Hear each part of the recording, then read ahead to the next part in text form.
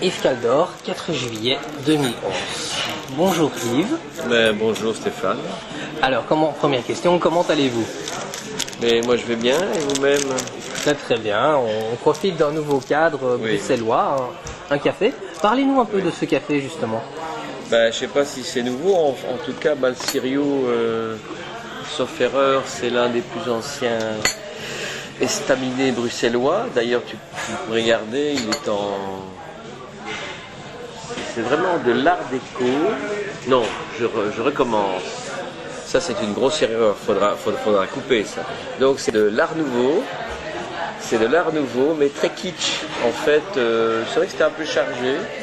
Alors, j'aime bien parce il me semble là que c'est toute une période de la vie bruxelloise du début du XXe siècle qui est évoquée là. Alors, on voit bien des dames avec des longues robes, avec des messieurs portant haute forme peut-être encore, jaquettes. Et très peu de voitures en ville à cette époque. Des trams, encore peut-être quelques trams tirés par des chevaux. Ici sur la vieille photo, non, je crois que ce sont déjà des trams à traction électrique. Mais il me semble avoir lu quelque part qu'au début du XXe, il y avait encore quelques voitures tirées par des chevaux, hippomobiles. Voilà, donc nous connaissons un peu le cadre dans lequel nous sommes. Maintenant, Yves Caldor, parlez-nous un peu de vous. Dites-nous tout. Tout, sûrement pas. D'abord, c'est très dangereux de parler de soi. C'est la dernière chose à faire. Parlez-nous peut-être de votre parcours original. Vous êtes bruxellois aujourd'hui, mais vous ne l'avez pas toujours été. Non, je suis bruxellois depuis mes 18 ans.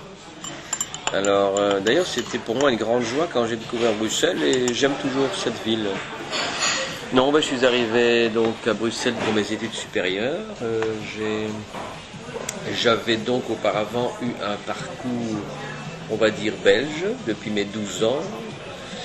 Et puis avant ça, un parcours français depuis mes 5 ans et demi. Et avant ça, un parcours hongrois. Voilà, donc je suis... Un Européen avant l'heure. Un Européen, en tout cas un Européen, oui. Je ne sais pas si c'est avant l'heure, mais en tout cas, voilà, donc petite enfance hongroise, enfance française, et à partir de l'adolescence, la Belgique. D'accord. Le premier texte écrit remonte à quelle époque, plus ou moins? C'était déjà en France ou c'était seulement en Belgique? Le premier texte publié ou le premier texte écrit? Écrit par l'auteur, peut-être classé dans un tiroir du genre intouchable. Oui, du genre très profondément enfoui. Mais c'était quand j'avais 8 ou 9 ans. C'était un conte. On l'appelait La Pote, autant que je me souvienne. Merci beaucoup.